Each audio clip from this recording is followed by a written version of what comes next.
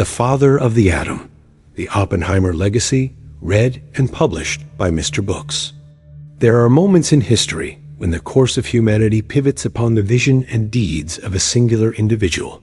J. Robert Oppenheimer, often hailed as the father of the atomic bomb, stands resolute as one such person, a figure whose intellect, ambition, and moral complexity shaped not only the fate of science, but the trajectory of global society itself. The Father of the Atom, The Oppenheimer Legacy, seeks to unravel the manifold threads of his life, tracing the arc from a precocious student to the enigmatic leader of the Manhattan Project, and beyond into the turbulent waters of ethical reckoning and enduring legacy. The atomic age dawned not in isolation, but within the crucible of world war, burgeoning scientific discovery, and the profound uncertainty that swept the first half of the 20th century. In this chronicle, the reader is invited to journey alongside Oppenheimer, to witness the child captivated by literature and physics, to traverse the hallowed halls of Harvard and Göttingen, where genius met opportunity, and to step into the secretive corridors of Los Alamos, where ideas coalesced with materials to change the fate of conflict and peace forever.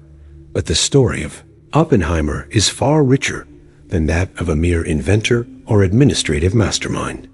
He was a seeker, an academic whose keen mind was tormented by conscience, a patriot and paradoxically a security risk, a builder of weapons and an advocate for their control. The paradoxes of his life laid bare the interplay between scientific progress and ethical responsibility, casting a shadow that lingered long after the nuclear mushroom clouds dissipated. In these pages are not only the signature achievements, but also the lingering questions that surrounded his trial and professional ostracism. Was Oppenheimer a hero or a harbinger? Did his pursuit of knowledge transcend or succumb to the devastation it unleashed? Interviews, letters, speeches, and personal recollections form the scaffolding of a portrait that resists easy interpretation. The Father of the Atom, The Oppenheimer Legacy, delves deeply into the forces that shaped one of history's most enigmatic figures, offering insights for scientists, historians, and all who ponder the responsibilities of innovation. Through 8 meticulously crafted chapters, this book endeavors to illuminate the man and the myth, the triumphs and the agonies, inviting reflection on the price and promise of human brilliance. Before we dive in, make sure to subscribe and hit that like button to support the channel, and don't forget to turn on the notification bell so you never miss an audiobook that could change your life. Now, let's begin. Enjoy. Chapter 1. The Man Behind the Atom. In the swirling mists of scientific legend, certain names evoke immediate recognition: icons whose work forged the modern world. Einstein, Curie, Fermi. Yet among these giants, the figure of J. Robert Oppenheimer stands uniquely poised. A man, neither purely the detached thinker nor wholly the practical engineer, but a fusion of the two, driven by an inner existential fire and an almost poetic sensibility. To understand the legacy of the atomic age, one must first penetrate the enigmatic heart of the man behind its most monumental creation. Oppenheimer's tale is one of sweeping contrasts, a delicate weave of intellect and intuition, privilege and adversity, idealism and remorse. Born to a prosperous New York family in 1904, he was, from the outset, marked by the signs of precocity. His formative years were spent not just in the accumulation of knowledge, but in the development of an insatiable curiosity about the fabric of the universe. It was said that, as a youth, he devoured works of literature, philosophy, and science with equal fervor, each feeding a restless spirit perpetually searching for meaning. From the private schoolrooms of Manhattan to the rarefied lecture halls of Harvard and later Europe, Oppenheimer's journey was one of relentless advancement. His intellectual prowess brought him into contact with the finest minds of the era, including those of Max Born and Werner Heisenberg. Yet it was not only academic brilliance that propelled him forward. His magnetic personality, laced with dry wit and often a touch of aloofness, drew peers and protégés into his orbit. It was as though he carried an invisible force, at once alluring and inscrutable, a force that would one day command the attention of generals and presidents. However, to reduce Oppenheimer to mere academic achievement is to overlook the inner storms that shaped his destiny. Early bouts of depression, struggles with belonging, and an abiding sense of responsibility for the wider world each left indelible marks upon his character. He was a man attuned to suffering his own, and that of others, imbuing his scientific pursuits with a profound moral seriousness.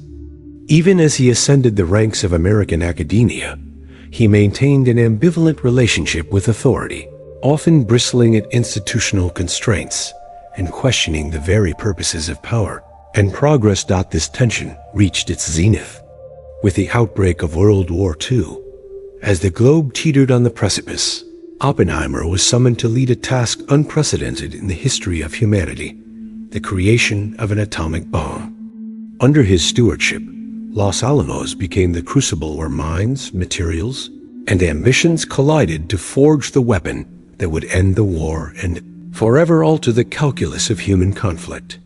Yet the conclusion of the Manhattan Project did not bring with it the peace of resolution. Instead, Oppenheimer's later years were marked by rigorous introspection and, ultimately, public censure. His victories and brilliance were shadowed by political mistrust and personal doubt. The very nation he had aided so decisively now questioned his loyalty. Who, then, was Oppenheimer? Visionary or villain? Scientist or philosopher? Patriot or pariah? The chapters that follow do not offer easy answers, but rather seek to untangle the complex web of character, circumstance, and conscience that defined perhaps the most pivotal figure of the atomic age. Chapter 2: Genesis, Early Life and Intellectual Foundations. The story of J. Robert Oppenheimer commences not in the laboratories of Los Alamos, but amid the cultured elegance of early 20th century New York. Born on April 22, 1904, to a wealthy, assimilated German-Jewish family, Oppenheimer's earliest environment was one of both privilege and profound expectation.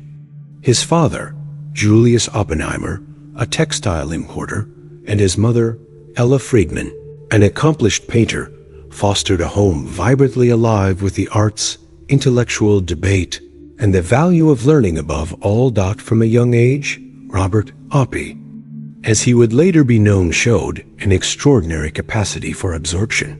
The Oppenheimer residence, situated on Manhattan's Upper West Side, was filled with books ranging from the classics to the newest scientific treatises. Young Robert had the dual benefit of formal schooling at the Ethical Culture Fieldston School, a progressive institution dedicated to developing both intellect and moral sensibility, and the informal schooling of family salons where guests discussed philosophy, politics, and art late into the night. At Fieldston, Oppenheimer flourished as a prodigy. His teachers quickly noticed his deeply introspective nature and appetite for complex ideas. By his mid-teens, he was already writing poetry, reading Sanskrit, and cultivating an interest in both the sciences and the humanities. This eclecticism became a hallmark of his character. Oppenheimer would remain throughout his life a man at the crossroads of rationality and reflection, calculation and contemplation. Despite, or perhaps because of, his intellectual gifts, Robert's school years were also marked by a measure of social isolation. His peers found him sometimes distant, his intensity intimidating.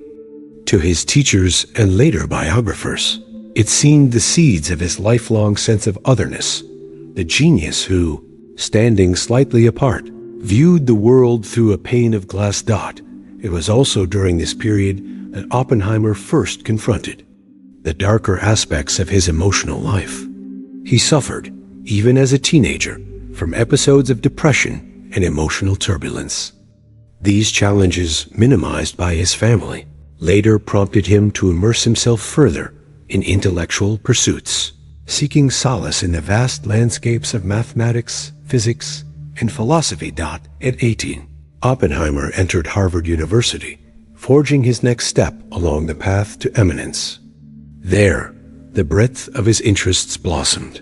He studied not only chemistry and physics, but also French literature and art history.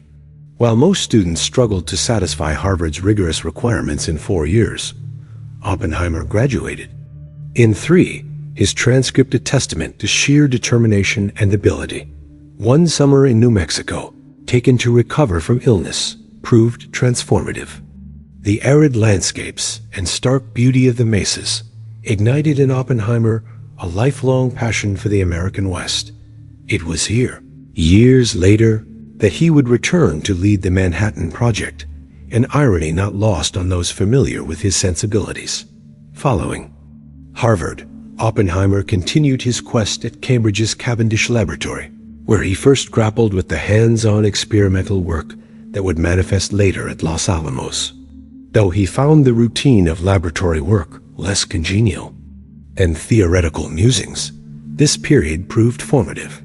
Nevertheless, he encountered his failings' awkwardness with laboratory techniques, impatience with error, and even experienced moments of crisis, nearly costing him his position. Recovering his equilibrium, he soon moved to Germany, where, under the tutelage of Max Born at the University of Göttingen, he was thrust into a ferment of groundbreaking physics. Here, he belonged fully, collaborating with future Nobel laureates, mastering the subtleties of quantum mechanics, and publishing prolifically. Such was the genesis of Oppenheimer, a man forged in privilege but tested by adversity. A thinker who married mathematical rigor with the yearning of the poet. The early chapters of his life reveal not only the source of his brilliance, but the tempering of a mind that would one day reshape the fundamental forces of the universe. Chapter 3. Forging the Scientist, Academic Pursuits and Collaborations. With the completion of his doctoral work at Göttingen in 1927, J. Robert Oppenheimer emerged as one of the most promising theoretical physicists of his generation. The years that followed, spanning prestigious appointments, fruitful collaborations, and a blossoming of his intellectual leadership, marked him as a creative force in the rapidly advancing world of quantum physics. Oppenheimer's return to the United States coincided with a period of burgeoning growth in American science. He joined the faculties of both the California Institute of Technology and the University of California, Berkeley, embracing a bicoastal academic life that would come to define his career. At Caltech, Oppenheimer impressed colleagues and students alike with both his profound knowledge and his magnetic, if at times enigmatic, teaching style. He often filled the blackboards with equations, his lectures a whirlwind of insight and speculation, challenging all present to keep pace with his quicksilver intellect. At Berkeley, Oppenheimer truly came into his own. A small cadre of devoted students and collaborators was drawn to his seminars, brilliant young minds such as Willis Lamb, Robert Serber, and Hans Bethe, who would themselves become significant figures in physics. For Oppenheimer, mentorship was as important as personal discovery. He fostered an environment of collaboration and rigorous debate, shaping a generation of physicists who would later join him at Los Alamos. His research during this time spanned some of the thorniest problems in the new quantum mechanics. He delved deeply into quantum electrodynamics, cosmic rays, and the theory of electron-positron pairs. Oppenheimer's ability to bridge theoretical speculation and mathematical exactitude marked his work with both creativity and precision. Notably, he oversaw pioneering studies on neutron stars and black holes phenomena that, at the time, seemed little more than theoretical curiosities, but would later reverberate as cornerstones in the field of astrophysics. Yet, what distinguished Oppenheimer was not only his technical brilliance, but the breadth of his intellectual curiosity. His interests spilled over into Sanskrit texts, poetry, and philosophy, inflecting even his scientific writing with a literary quality. The Bhagavad Gita, which Oppenheimer translated and often quoted, would leave a lasting impression, foreshadowing the introspective struggles that later defined his life. His associations extended beyond the laboratory and the classroom. Oppenheimer was active in left-leaning political circles in the 1930s, period marked by global turbulence and the shadow of fascism. He lent his voice and resources to anti-fascist causes, supported labor organizers, and maintained friendships with communist sympathizers. For a time, he courted Jean Tatlock, a psychiatrist and member of the American Communist Party, whose relationship would later loom large during government investigations. Despite, or perhaps because of his wide-ranging interests and associations, Oppenheimer was viewed by some colleagues as an outsider, a solitary figure navigating the fringes of both academia and political activism. Yet this outsider status did not diminish his influence. If anything, it enhanced his reputation as a visionary capable of seeing beyond the constricting boundaries of any single discipline. By the late 1930s, the world was changing. The discovery of nuclear fission in Germany sent tremors through the scientific community. Oppenheimer, like others, grasped the military implications of this breakthrough, recognizing the potential for energy and destruction on an unprecedented scale. He began discussing the scientific underpinnings with colleagues and became increasingly aware that their theoretical pursuits might soon bear consequences for the fate of nations. During these years, Oppenheimer's scientific achievements and the network of talent he cultivated positioned him perfectly for the call that was soon to come. When the clouds of World War II gathered on the horizon, the U.S. government would look to a new kind of leader, one capable of uniting disparate fields and minds in a common cause. In the crucible of conflict, Oppenheimer's academic pursuits and collaborations would become the backbone of the world's most consequential scientific endeavor. Thus, the stage was set. The years at Caltech and Berkeley forged not only a towering scientist, but also a complex leader, one whose legacy would ultimately hinge not solely on discovery, but on the collective, world-changing power of applied knowledge. Chapter 4. The Manhattan Project, Commanding the Crucible. By the summer of 1942, the tide of global conflict demanded extraordinary measures. The prospect that Germany might unlock the secrets of atomic fission before the Allies cast a pall of urgency over the scientific community. Against this backdrop, J. Robert Oppenheimer, only recently seen as an academic with radical leanings and untested administrative abilities, was chosen to helm an unprecedented enterprise, the design and realization of the atomic bomb. The selection of Oppenheimer as scientific director of the Manhattan Project over candidates with far more experience in large-scale management was in many ways improbable. Yet General Leslie Groves, the military head of the project, recognized in Oppenheimer a rare combination of theoretical mastery, intellectual magnetism, and an uncanny ability to unite volatile egos under shared purpose. Groves saw what many in the physics community already knew. Oppenheimer was a catalyst, capable not only of great insight, but of inspiring the extraordinary in others. Los Alamos, chosen for its seclusion in the high New Mexico desert, quickly became Oppenheimer's crucible, his house of intellect. Gathering a cadre of the world's foremost scientists, including Niels Bohr, Enrico Fermi, and Richard Feynman, Oppenheimer fostered a unique culture. Barriers between theorists and experimentalists were broken down. Young prodigies worked side by side with Nobel laureates. He insisted on openness within the cloistered laboratory, a radical departure from rigid military compartmentalization.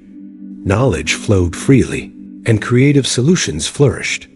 The task before them was immense: to calculate and construct a weapon that promised to end the war, yet existed only on the precipice of the theoretical. Under Oppenheimer's guidance, obstacles that seemed insurmountable fell one after another. The project's timeline, compressed by necessity, demanded prodigious effort. Long days devolved seamlessly into nights, filled with feverish calculation and cautious optimism. Oppenheimer shouldered the burdens of leadership with both gravity and inspiration. He witnessed not only a scientific triumph, but also the human cost. Families uprooted, personal relationships strained, and the mounting pressure of secrecy left an indelible mark on those at Los Alamos. Oppenheimer, acutely aware of the stakes, moved among his colleagues as both mentor and confessor, absorbing their anxieties even as he urged them onward. Triumph, when it came, bore a weight foreseen by few. The successful Trinity test of July 16, 1945, was both a culmination and a curse. As the mushroom cloud rose over the Jornada del Muerto, Oppenheimer famously recalled words from the Bhagavad Gita, "Now I am become death, the destroyer of worlds." In that instant, the tragedy and triumph of scientific achievement fused in a revelation that would haunt him ever after. The Manhattan Project irrevocably altered Oppenheimer's life. No longer merely a scientist or teacher, he now stood as a pivotal figure in history, charged with a responsibility both monumental and terrifying. The atomic bombings of Hiroshima and Nagasaki achieved their intended effect, prompting Japan's surrender and ending World War II. Yet for Oppenheimer and many of his colleagues, there was no celebration only, a profound reckoning with what they had unleashed. Oppenheimer's stewardship of the project remains, decades on, a masterclass in leadership, innovation, and the agonies of conscience. One cannot assess his legacy, or indeed the legacy of the atomic age, without grappling with the moral crucible forged in the workshop of Los Alamos. Chapter 5. Moral Quandaries. The Burden of Knowledge. Triumph and Terror. Hope and Horror. For those scientists huddled around oscilloscopes and blast shelters at Trinity, the birth of the atomic bomb ushered not only victory, but the specter of unintended consequences. At the epicenter of this paradox stood J. Robert Oppenheimer, a man celebrated as the father of a formidable new power, yet destined to become its most haunted conscience. In the days and months following the successful detonation at Trinity and the bombings of Hiroshima and Nagasaki, Oppenheimer's elation yielded to anxiety.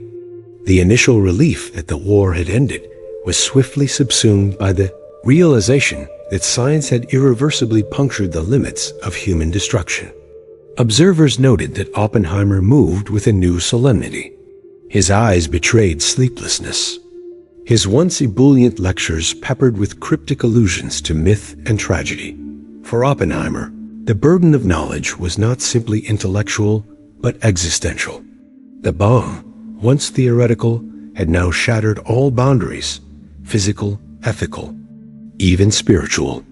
He understood, perhaps better than any other, that the world could never return to its innocence, that the means of apocalypse now lay in mortal hands. In this period, Oppenheimer emerged as an advocate for nuclear control. He met with political leaders, including President Harry S. Truman, urgently pressing for international cooperation to prevent nuclear proliferation. "The physicists have known sin," he remarked, echoing an unease that set him apart from many of his colleagues. In private and in public, he articulated a philosophy that innovation bore responsibility, that science must now contend with its consequences. Government leaders, however, were seldom receptive. The logic of deterrence and geopolitical rivalry soon overran the brief window for nuclear arms control that Oppenheimer so desperately sought. Committees and commissions were formed, but the horse had bolted. Nuclear arsenals multiplied, and the Cold War entered its most perilous phase. Oppenheimer's moral stance placed him increasingly at odds with both the government and the military. Within the Atomic Energy Commission, AEC, Where he chaired the General Advisory Committee, he advocated for transparency, dialogue, and the development of civilian nuclear technologies. He opposed the development of the Super Edward Teller's hydrogen bomb on both technical and ethical grounds, earning staunch enemies among his former allies. The burden of knowledge transformed Oppenheimer into more than a scientist.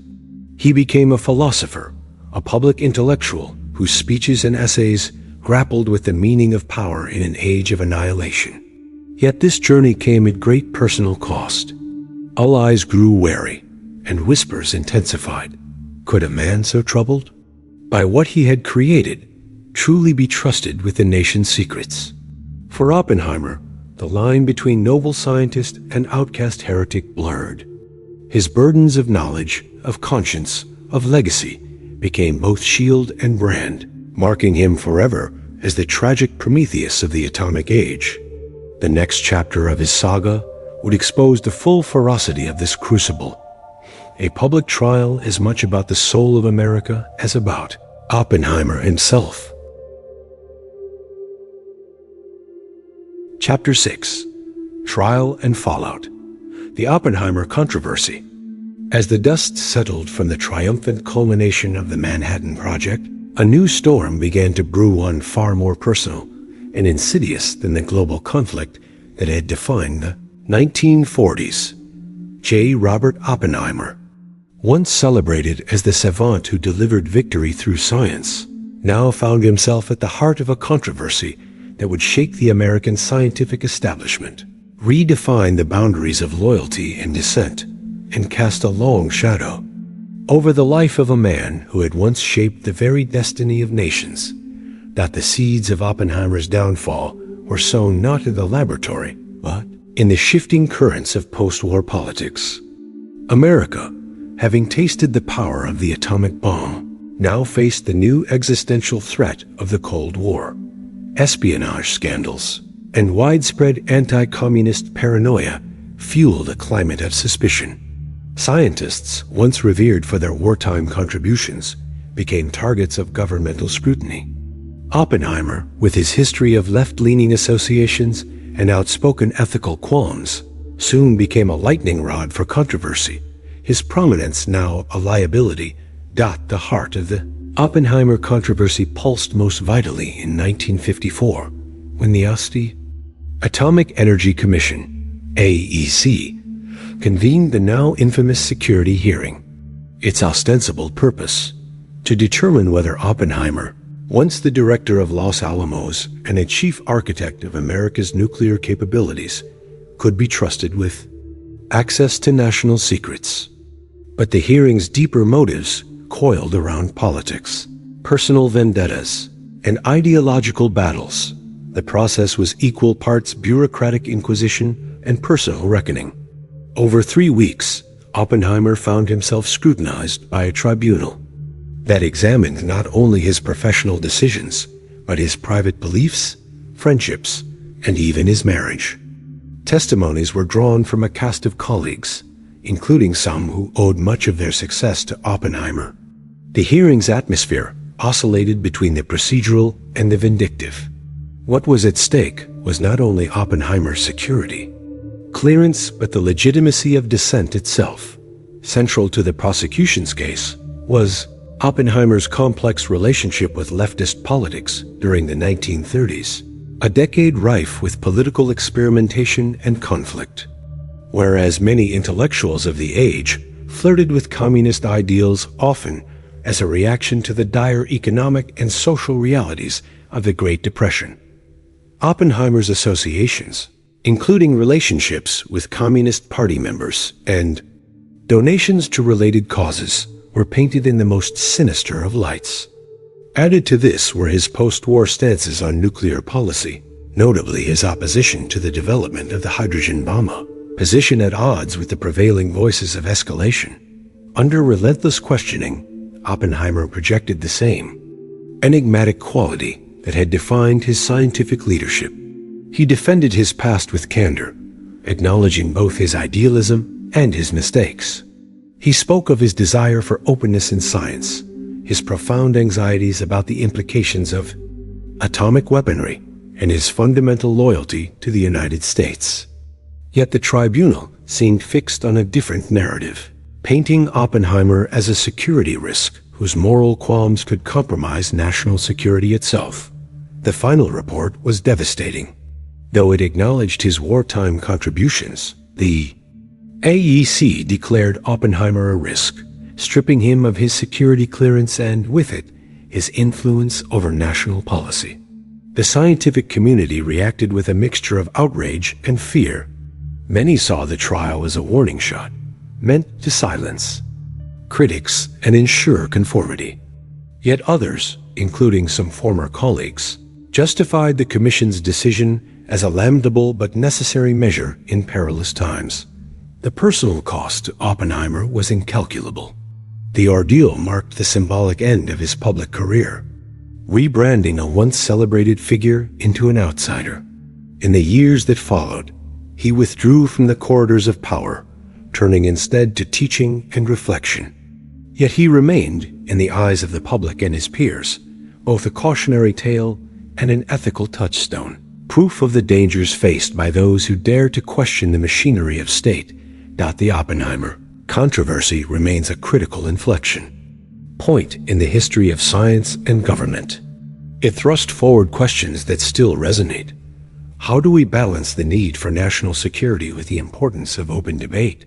What is the cost of silencing dissenting voices, especially those forged in the crucible of responsibility? In the long twilight after his fall, Oppenheimer's reputation would slowly evolve.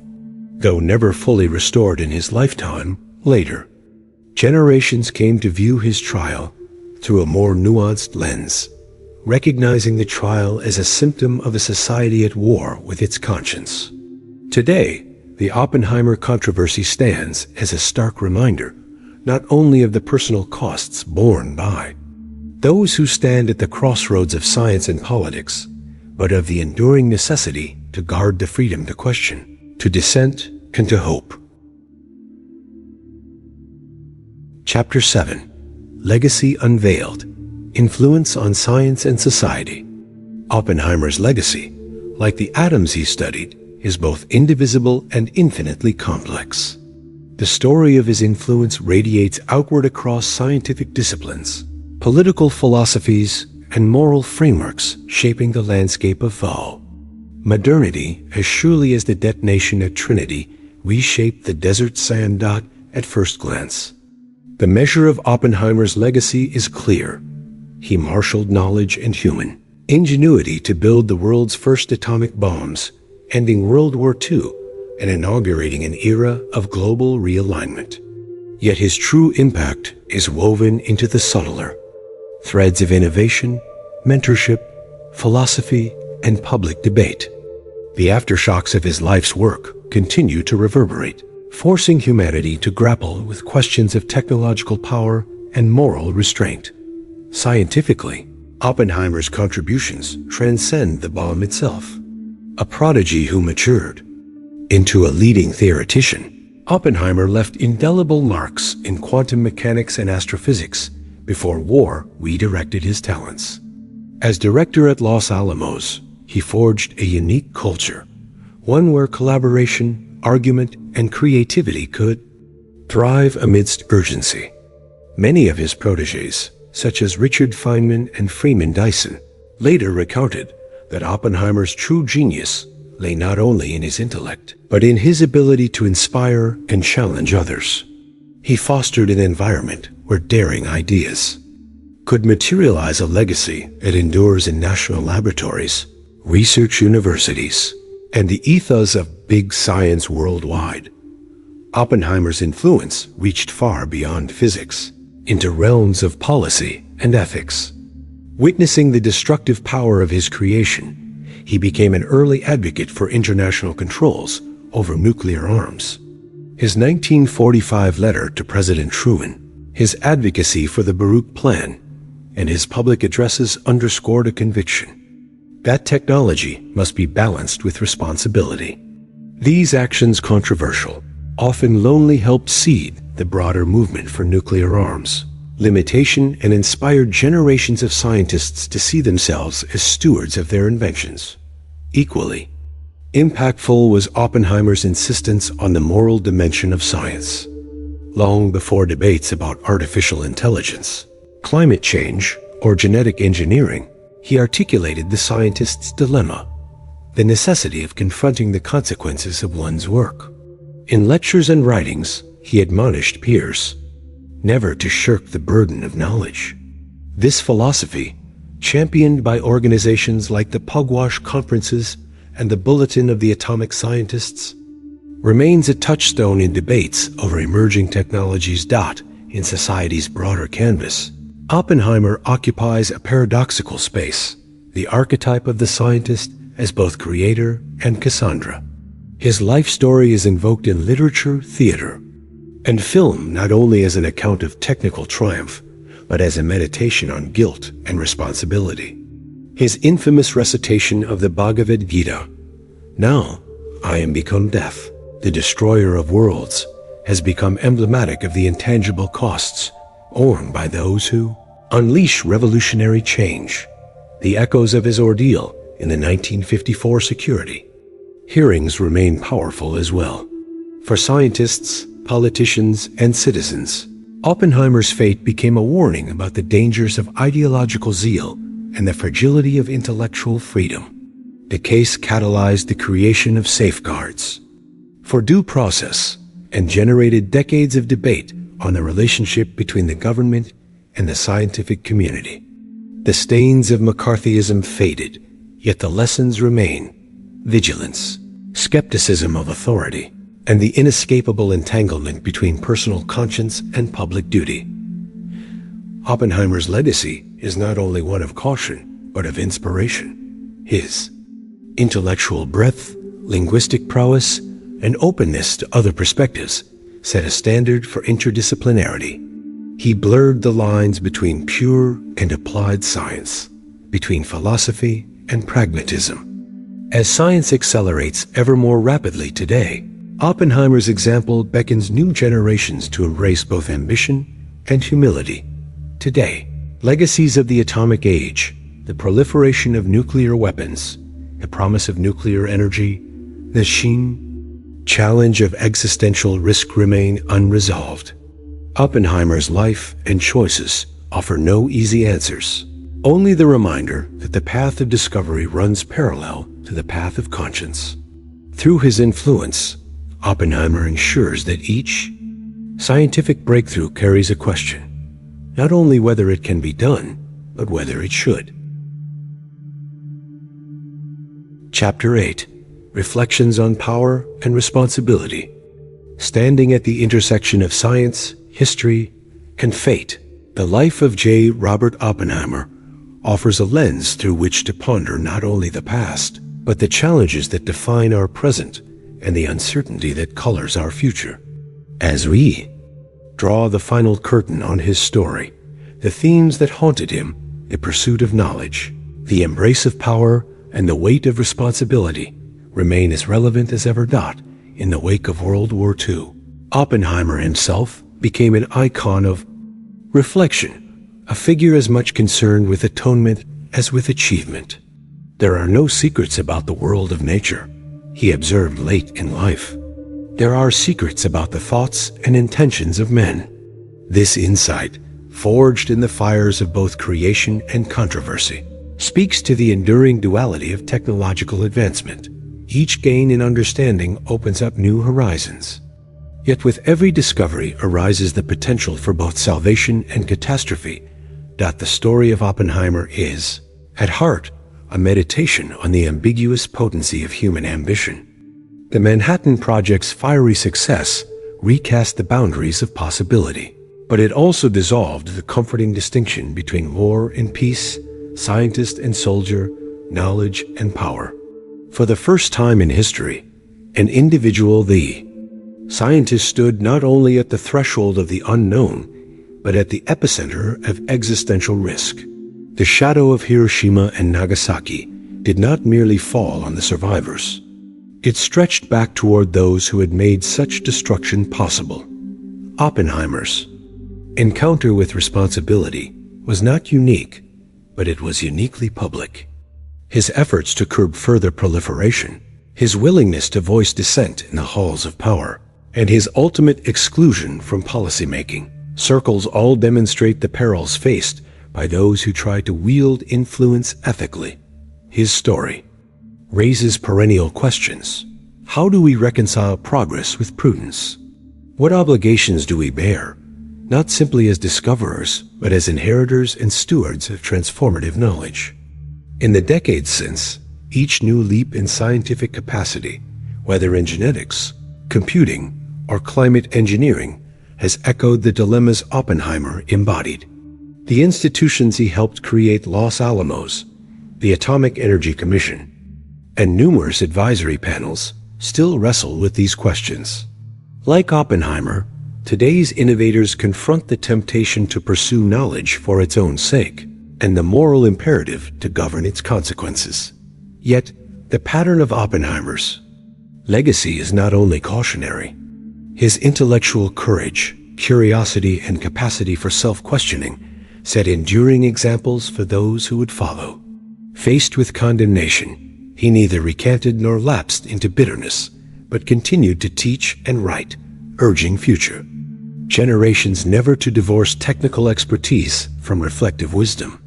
In this, he modeled leadership not as domination, but as responsibility born in the face of uncertainty.